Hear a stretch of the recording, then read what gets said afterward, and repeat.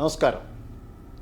ప్రపంచ దేశాల్లో ప్రజాస్వామ్యబద్ధంగా వ్యవహరించేటటువంటి అనేక దేశాల్లో ప్రముఖ స్థానాల్లో ఉండేటటువంటి దేశాల్లో ఒకటైనటువంటి అమెరికాలో ఎన్నికలు జరిగాయి. 2020 సంవత్సరంలో రిపబ్లికన్ పార్టీ అభ్యర్థిగా డొనాల్డ్ ట్రంప్ ఒక తీవ్రమైనటువంటి పరాజయం చవిచూసిన తర్వాత ఈ 4 సంవత్సరాల కాలంలో మళ్ళీ తిరిగి గోడకు కొట్టినటువంటి బంతిలాగా ఒక అద్భుతమైనటువంటి విజయం సాధించేటటువంటి దిశలో వెళ్ళటం అనేటటువంటిది అమెరికాకి చాలా శుభమ పరిణామంగా అనేక దేశాలు ప్రస్తుతిస్తున్నాయి. భారతదేశ ప్రధానమంత్రి కూడా ఈ ఎన్నికల్లో మీరు సాధించినటువంటి ఘనమైనటువంటి విజయానికి మీకు అభినందనలు అని చెప్పి ఆల్రెడీ ఆ అభినందనలు తెలియజేయడం జరిగింది.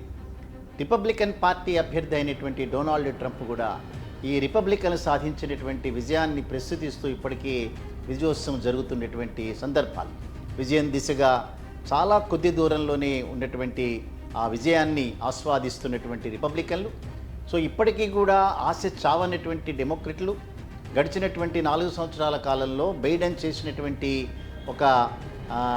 ఒక అడ్మినిస్ట్రేషన్లో రానటువంటి ఫలితాలు ఏవైతే ఉన్నాయో దాని దిశలో డెమోక్రటిక్ పార్టీకి అభ్యర్థి అయినటువంటి కమలా హారిస్ కానీ దానికి సంబంధించిన నాయకులు కానీ ఒక నిర్వేదనలో ఉండటం కూడా మనం గమనిస్తున్నాం. దీనిలో అయితే ఎన్నికలు అయిపోయినాయి, రిజల్ట్స్ కూడా వచ్చేసినాయి. ఇంకా రాబోయేటటువంటి రోజుల్లో డొనాల్డ్ ట్రంప్ సారథ్యంలో రిపబ్లికన్ పార్టీ అభ్యర్థిగా ఉన్నటువంటి ట్రంప్ సారథ్యంలో ఆల్రెడీ అమెరికా అధ్యక్ష పదవిని నిర్వహించినటువంటి వ్యక్తి చేతుల్లో మరొకసారి అమెరికా వెళ్ళటం అనేటటువంటిది ప్రపంచానికి ఏ రకంగా ఉపయోగం, అమెరికా దేశానికి ఏ రకంగా ఉపయోగం, ముఖ్యంగా భారతదేశానికి ఏ రకంగా ఉపయోగం అనేటటువంటి అంశాల మీద భారతీయులు తీవ్రంగా మదన పడుతున్నటువంటి సందర్భాలు, ఆలోచిస్తున్న సందర్భాలు, ఆహ్వానిస్తున్నటువంటి సందర్భాలు కూడా మనం చూస్తున్నాం. అమెరికా దేశంలో కనుక మనం చూస్తే అత్యధిక సంఖ్యలో భారతదేశం నుంచి ఉన్నటువంటి వాళ్ళే ఎక్కువగా ఉన్నటువంటి సందర్భాలు. అమెరికా యొక్క పెరుగుదల, అమెరికా ఆర్థికంగా బలపడడానికి భారతదేశం నుంచి వలస వచ్చినటువంటి భారతీయులు మాత్రమే కారణం అనేటటువంటి వాస్తవాన్ని అనేక మంది అధ్యక్షులు ఒప్పుకున్నటువంటి సందర్భాలు. ఈవెన్ డొనాల్డ్ ట్రంప్ కూడా 2020 సంవత్సరానికంటే ముందు ఆ ఎన్నికల్లో ఫేస్ చేస్తున్నప్పుడు ఆ భారతదేశాన్ని సందర్శించటం, నరేంద్ర మోడీ భారత ప్రధానమంత్రిగా, డొనాల్డ్ ట్రంప్ అమెరికా అధ్యక్షులుగా ఇద్దరూ కూడా చాలా సంయుక్తంగా నిర్వహించినటువంటి సభలన్నీ కూడా మనం చూసాం. ఇవాళ ఎన్నికల్లో మళ్ళీ తిరిగి ట్రంప్ తనకి అధ్యక్ష పదవిని చేపట్టబోతున్నాడు. జనవరి 20వ తేదీ నుంచి కొత్త అధ్యక్షుల పాలనలో అమెరికా రాబోతుంది. సో ఈ గడిచినటువంటి 4 నెలల కాలంలో నిర్వహించినటువంటి అనేక సభలలో అనేక విషయాల్ని డొనాల్డ్ ట్రంప్ ప్రస్తావించడం జరిగింది. దురదృష్టవశాత్తు 2-3 సార్లు వారి మీద హత్యాయత్నం కూడా జరిగింది. సో ఈ హత్యాయత్నంలో జరిగినటువంటి సానుభూతి కూడా వారి ఎన్నికల్లో గెలవడానికి కారణం కావచ్చు. అదే రకంగా వివిధ దేశాల నుంచి వచ్చినటువంటి అనేక మంది అక్కడ స్థిరపడినటువంటి వ్యక్తులు కూడా ఆయన విజయానికి దోహదపడ్డారు అనేటటువంటిది క్రమంగా మనకు వస్తున్నటువంటి వార్తలు. సో దీనిలో ముఖ్యంగా కనుక మనం చూస్తే ఆర్థికంగా చితికిపోయినటువంటి అమెరికా అనేటటువంటి రాష్ట్రం కొద్దిగా దుందుడుకు స్వభావం కలిగినటువంటి డొనాల్డ్ ట్రంప్ చేతిలో మళ్ళీ తిరిగి పుంజుకోగలుగుతుందా, అవకాశం ఉందా? సో నిర్ణయాలు త్వరితంగా తీసుకోవటం, తొందరపడి నిర్ణయాలు తీసుకోవటం, ఆ నిర్ణయాల్లో కొంత కాంట్రవర్సీ కూడా ఉండటం అనేటటువంటిది డొనాల్డ్ ట్రంప్ దగ్గర ఉన్నటువంటి ఒక ప్రత్యేకత.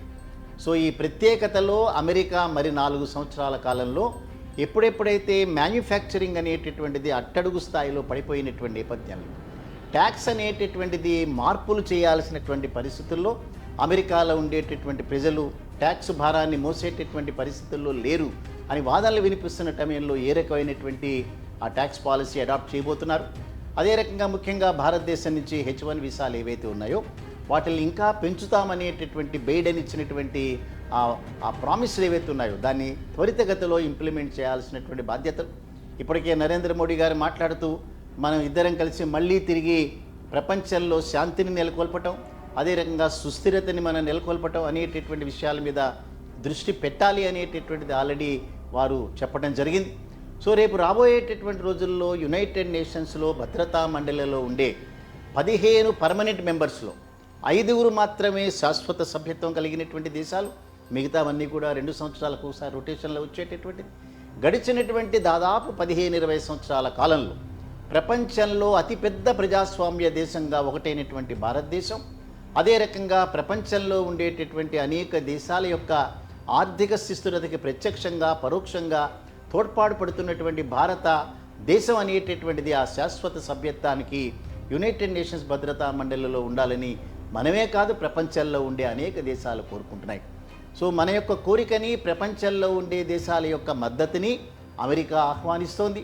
లాస్ట్ ఇయర్ అయితే చాలా ఓపెన్గా తప్పనిసరిగా భద్రతా మండలిలో శాశ్వత సభ్యత్వం కలిగినటువంటి దేశంగా భారతదేశం ఉండాలని అమెరికా చెప్పింది.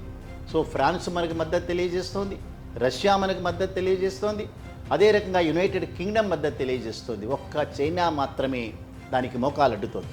వారికి వీటో పవర్ ఉంది కాబట్టి ఆ 5 దేశాల్లో 4 దేశాలు భారత యొక్క శాశ్వత సభ్యత్వాన్ని సమర్థించిన వీటో పవర్తో చైనా ఇంతకాలం దాన్ని ఆపుతూ రావటం అనేది బహుశా రేపు డొనాల్డ్ ట్రంప్ నేతృత్వంలో ఉండే అమెరికా దేశం తప్పనిసరిగా భారతదేశాన్ని శాశ్వత సభ్యత్వంగా ఉండేటటువంటి భద్రతా మండలిలో రావడానికి దోహదపడుతుందని మనం తప్పనిసరిగా నమ్మాలి.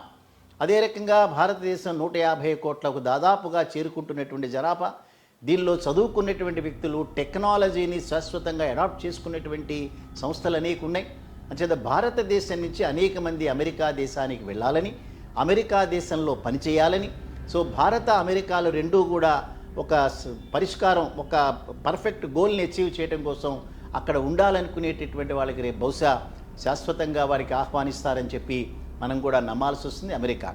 అమెరికా పెరగాలన్నా లేదా అమెరికా తిరిగి పునర్వైభవాన్ని సంతరించుకోవాలన్నా కూడా టెక్నాలజీలో చాలా మొట్టమొదటి స్థాయిలో ఉండేటటువంటి యువతరం ఎవరైతే భారతదేశంలో ఉందో వారిని ఆహ్వానించాల్సినటువంటి అవసరం ఉంటుంది.